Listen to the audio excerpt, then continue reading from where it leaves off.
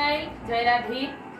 আজ সন্ধেবেলা একটু ভগবানের নামে বসেছি, পাশে আছে ভাই, আমাকে একটু সহযোগিতা করছে শ্রীফলে।